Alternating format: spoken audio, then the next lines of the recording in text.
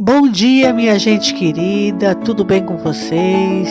Espero que estejam gostando dos vídeos, deixe seu like, compartilhe, porque é muito importante para o canal. Gratidão a todos vocês, meus queridos, um beijo a todos. Bom dia, minha gente querida, tudo bem com vocês? Espero que estejam gostando dos vídeos, deixe seu like, compartilhe, porque é muito importante para o canal. Gratidão a todos vocês, meus queridos, um beijo a todos.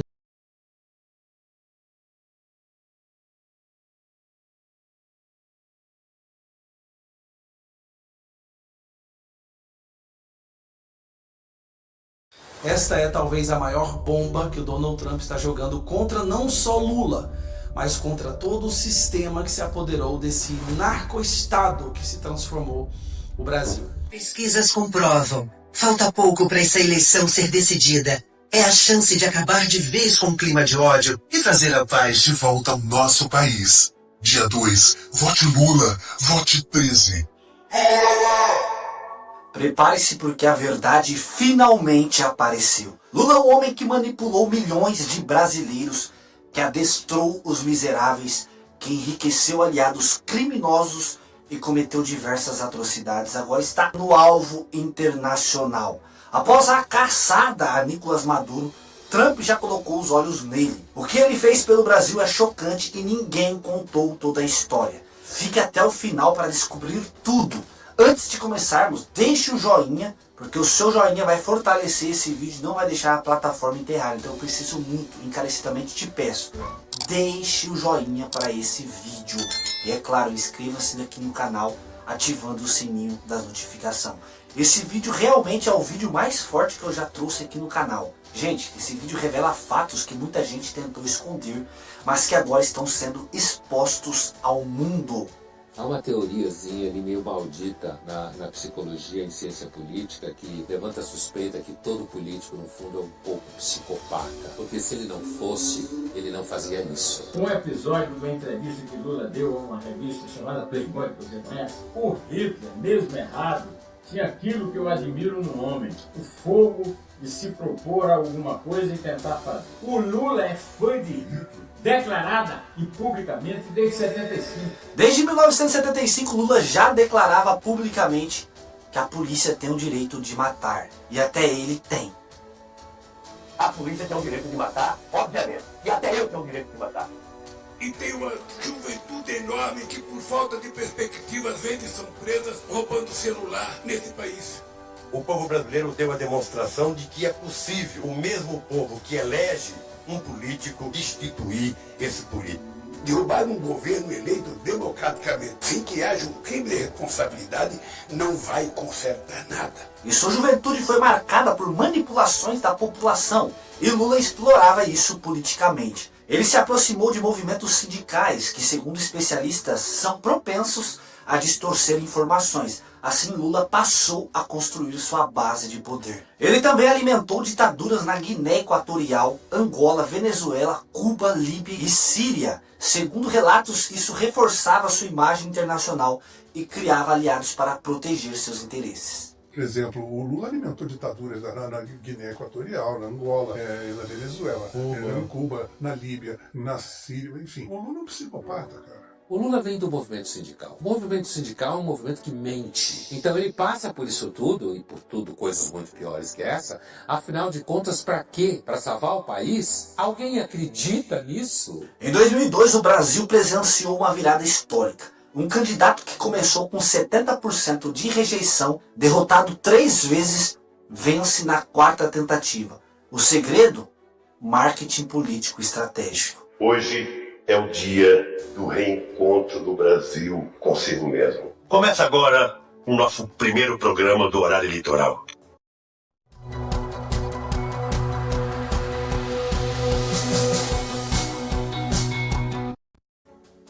Hoje, quero pedir sua permissão para não falar de projetos. Duda Mendonça, marqueteiro, transformou o Lula barbudo e mal vestido em um Lulinha paz e amor. Não se votava no Lula pela própria figura que ele passava de terrorista. Não precisava nem a polícia matar, eu mesmo matava. aquela raiva que ele tinha na voz. É que a democracia da burguesia, a democracia da classe dominante, é uma democracia eminentemente formal. Aquela imagem que ele tinha mal acabada, realmente de pessoas que vinham para pegar em armas e acabar com tudo, e as pessoas tinham medo.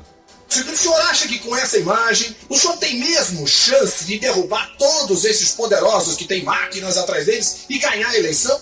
Eu estou convencido que nós temos chance. E mesmo porque esses que estão mentindo, nós vamos desmascarar. E, normalmente, quanto mais miserável é o povo, quanto mais desgraça ele tem, mais ele acredita em coisas fáceis. Quanto mais miserável ele é, mais ele acredita em fantasia. Cada detalhe da campanha era planejado, roupas, gestos, discursos, presenças na mídia. Lula não era o cérebro, Duda Mendonça era. O que eu sou não é fruto da minha inteligência, não. Todas que fazem não prestam. Impressionante. As campanhas anteriores eu usava o teleprompter. Queria sempre improvisar. Né? Se dava o tema para ele, qualquer tema, moradia, saúde, educação, ele ia lá e falava. A grande frase de Duda numa reunião do PT. Se vocês estão tão certos, por que vocês não ganharam ainda? Se vocês acham que esse discurso de vocês é o perfeito, por que vocês não ganharam ainda? Aí o Duda pegou uma pesquisa e mostrava o seguinte: 67% do povo tinha medo da minha imagem de grevista. Então o que aconteceu? O Duda falou, olha, comunicação, gente, é importante. Então é o que a gente quer. É como as pessoas compreendem o que a gente diz. E depois de entender o que um marqueteiro pode fazer na mente de uma pessoa, Lula investe pesado e ganha as eleições. Começa agora o nosso primeiro programa do horário eleitoral. E eu faço questão, antes de qualquer coisa, ter hoje nas mãos um programa de governo à altura do Brasil que todos nós queremos construir. E muitas vezes, nesses espaços de televisão, principalmente, vale mais o produtor do que o candidato. O exemplo disso foi a campanha do Lulinha Paz e Amor, onde o candidato transformou o Lula. Aquele Lula que a gente conhecia, barbudo, mal vestido, meio metalúrgico, aquela coisa toda. O Duda Mendonça mudou. Você me chamou para eleger. Então, vocês já fizeram 3 campanhas e perderam.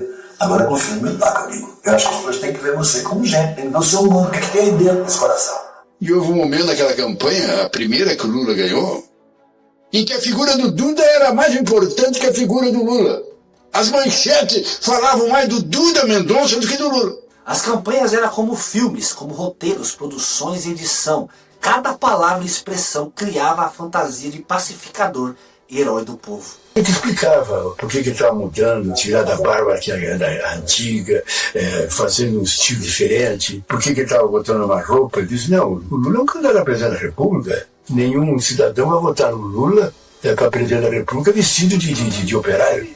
Ele é presidente da República, o cara quer uma presidente da República. Quem explicava tudo isso era o Duda. O povo tinha que acreditar na fantasia que Lula mudou. Mas a pergunta que fica é, quem financiava tudo isso? No Brasil, o voto não é ideológico. E, lamentavelmente, você tem uma parte da sociedade que, pelo alto grau de empobrecimento, ela é conduzida a pensar pelo estômago e não pela cabeça. Nós vamos votar comer picanha. Sabe aquela parte com aquela gordurazinha? Por trás da imagem de salvador do povo existia um sistema de corrupção sem precedentes.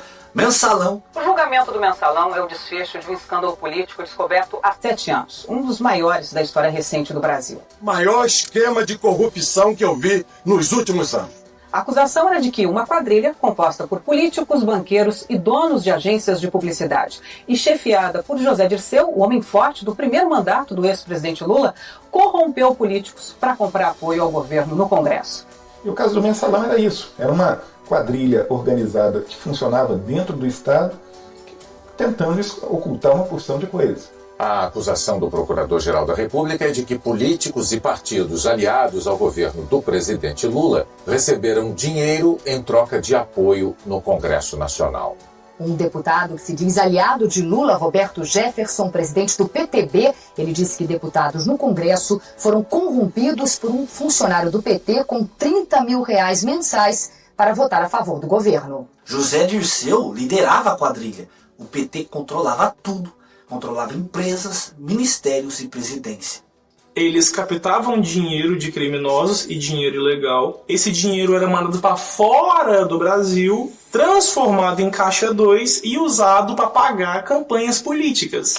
O PT tinha mais dinheiro que todos os outros candidatos. Em um determinado momento, o seu Marcos Valério chamou a Zilmar e disse assim: traz uma conta lá fora, que fica mais fácil de pagar vocês. Para nós era uma coisa esquisita, mas de novo era assim: ou traz a conta lá fora, ou não vai receber a grana. O PT pagou por serviços prestados em 2002 com dinheiro de Marcos Valério depositado no paraíso fiscal das Bahamas. Primeiro eu fui a CPI porque eu quis, não mandaram me chamar.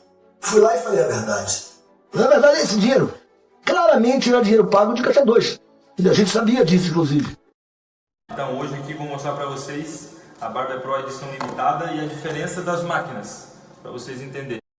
A gente não tinha opção. Marcos Valério não é tão generoso a ponto de oferecer um presente ao presidente Lula e ao PT, à cúpula do PT, pagando uma conta do partido. Esse dinheiro veio de algum lugar. Se eu tivesse feito com a maioria das pessoas, não tinha nada para mim. E o objetivo maior das investigações da SCP é exatamente descobrir de onde veio esse dinheiro. Não tenho nenhuma vergonha de dizer ao povo brasileiro que nós temos que pedir desculpas. O PT tem que pedir desculpas. O governo, onde errou, tem que pedir desculpas. Porque o povo brasileiro não pode, em momento algum, estar satisfeito com a situação que o nosso país está vivendo. E o PCC? Segundo Marcos Valério, parte do dinheiro vinha da facção criminosa paulista, que movimentava bilhões por ano. Esse dinheiro ilegal financiava campanhas, pagava deputados e mantinha o PT no poder. O PCC. Uma organização fundada por presos paulistanos. No começo, ninguém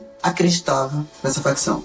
E o PCC ganha muito dinheiro. Abre aspas, o Ministério Público estima que o primeiro comando da capital, o PCC, movimenta anualmente R$1 bilhão, dos quais apenas 20% circulam dentro do Brasil. O Ministério Público estima que o PCC movimente cerca de R$1 bilhão anualmente. O que torna o PCC uma das maiores facções criminosas do mundo. A gente recebia dinheiro de BIM. E que além disso, no dinheiro dos BIM, os BIM estariam lavando dinheiro do crime organizado e financiando campanha de candidatos a vereador do PT e de deputados do PT em dinheiro vivo. E crime organizado durante esse PCC. Mas e Celso Daniel? O prefeito do PT foi morto após produzir um dossiê expondo corrupção interna e Marcos Valério afirmou que Lula estaria entre os mandantes.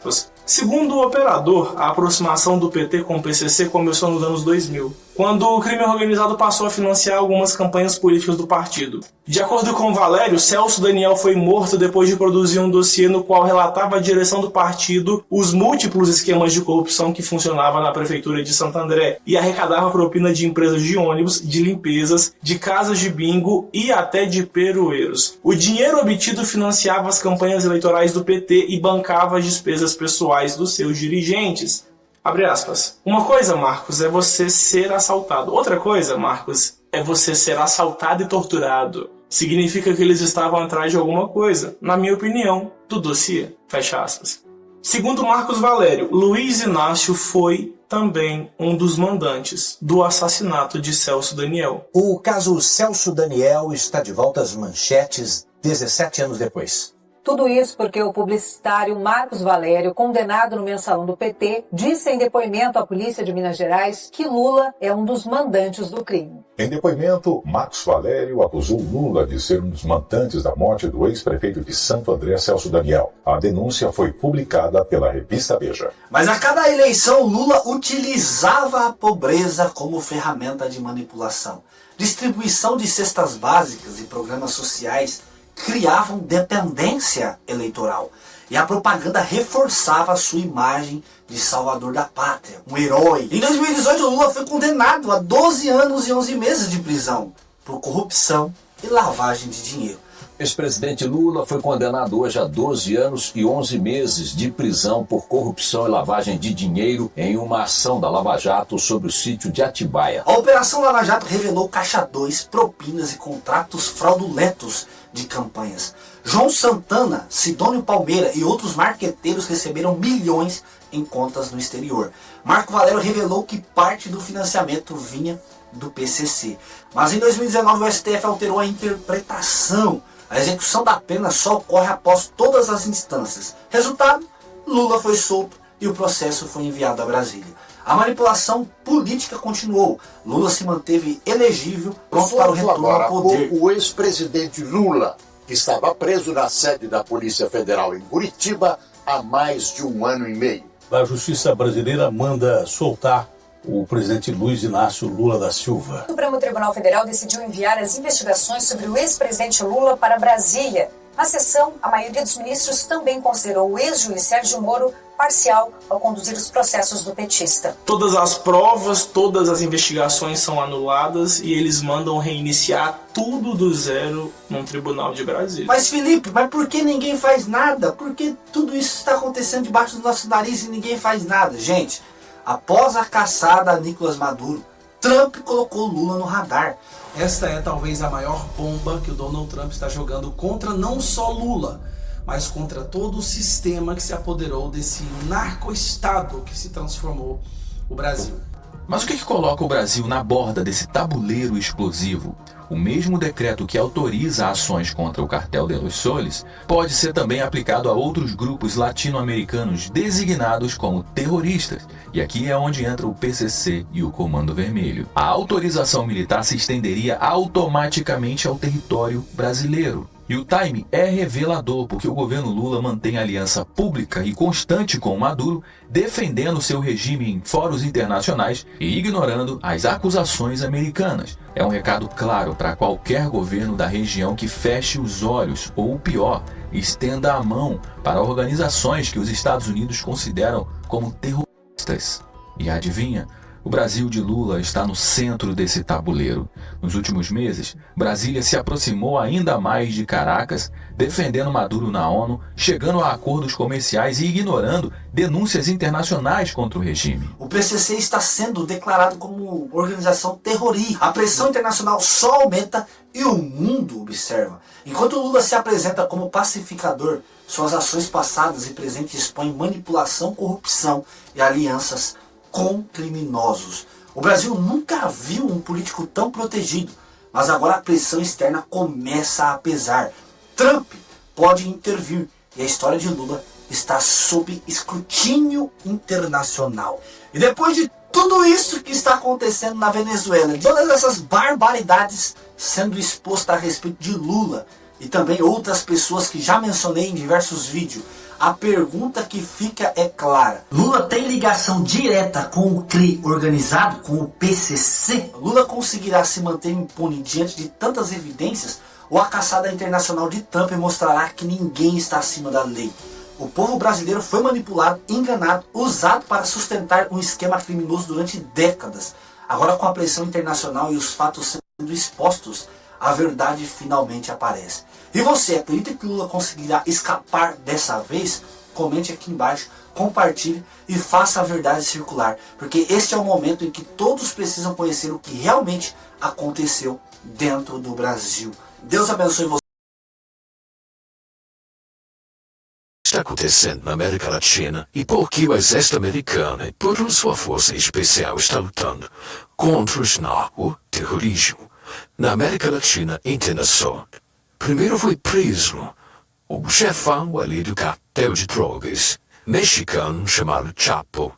O Chapo, então, de ideia, entregou o grande chefão que financiava o esquema todo de drogas, que entrava tanto na Europa como no Canadá e nos Estados Unidos. Quem era? Maduro. Maduro, amigo de Lula. Exatamente.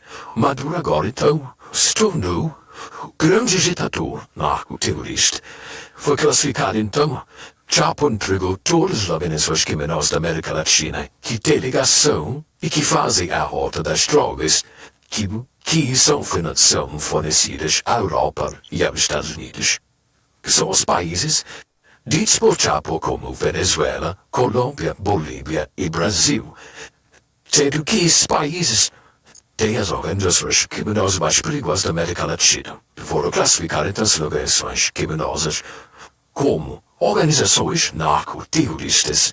Essa classificação foi justamente para que o governo americano usasse todo o seu poderio militar do exército americano das forças especiais ao combate, que são usados no combate ao terrorismo. agora estarão sendo usados no combate ao narcoterrorismo na América Latina. Isso foi muito bem claro quando o governo americano mandou enviar ao Brasil, o qual começou com o governo brasileiro e pediu para classificar-se, solicitou para classificar-se PCC e CV como grupo narcoterrorista. Mas o governo brasileiro não quis classificar PCC e CV como grupo narcoterrorista. Isso faz com que os Estados Unidos não tenham apoio das polícias e das forças especiais brasileiras, mas não pede os Estados Unidos de vir até o Brasil caçar membros do PCC e do CV, que são, então, uma guerra declarada como narcoterrorismo na América Latina. Por isso você acabou de ver, então, nesses dias, o avião das Forças Especiais Americanas pousando em solo brasileiro, em Porto Alegre e São Paulo, Guarulhos, justamente para caçar, então, os chefões do PCC e do CV, membros esses que são considerados pelo governo americano como narcoterroristas. Isso mesmo. Eles vão ser caçados. As Forças Especiais Delta Force está agora no Brasil para caçar membros do CV e do PCC que são considerados pelo governo americano como narcoterroristas. E agora então começa a grande guerra entre os narcoterroristas e as Forças Especiais do Exército Americano. Mais de 4.000 homens empregados pelo Exército Americano, pelos fuzileiros navais, Forças Especiais, estão na América Latina e vão fazer submarino nuclear, portas-aviões, cruzeiro, encoraçados de guerra e muito mais. Tudo isso dito que começou a guerra dos Estados Unidos contra o narcoterrorismo na América Latina e que comece os jogos. Chegará no Brasil em breve. Estamos passando pela Venezuela, Colômbia, Bolívia e Brasil. As Forças Especiais Americanas e da Força já estão no Brasil e irão fazer a operação em sigilo. Pegaram os membros do CV do PCC. Aguarde. E se você prestar bastante atenção, você vai notar que todos os países que eu citei sobre a rota das drogas fazem parte do Foro em São Paulo, Venezuela, Colômbia, Bolívia e Brasil. Ou seja, a guerra declarada contra o Foro de São Paulo e possivelmente o fim do Foro de São Paulo.